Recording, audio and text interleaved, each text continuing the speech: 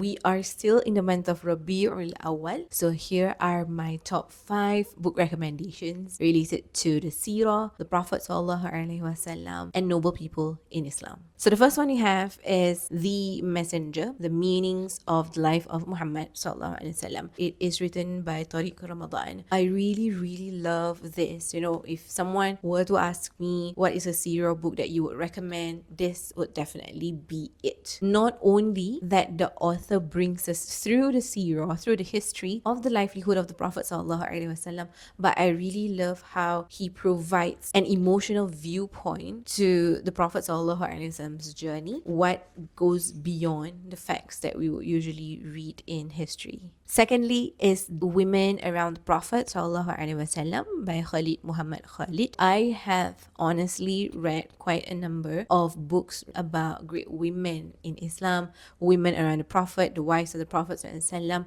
but so far there is nothing like this one. What we are offered also is their POVs of their journeys, the lessons, the wisdom that they have gotten from different parts of their lives, and more importantly, sharing with us on the strength and faith that these noble women have. The best part is reading about these great women allowed me to relate greatly to their life stories and realize that they are women like us. They are striving to please Allah subhanahu wa ta'ala like us. If you are looking for Malay reads, it's written by Ustaz Khobaib Akhi, Nabi Juga Disakiti Manusia. The author helps us to relate the experiences of the Prophet ﷺ during his time to our times today. Realizing that Rasulullah ﷺ is also just a human, he has emotions, he goes through life similarly to how we go through life, and what makes him the best role model.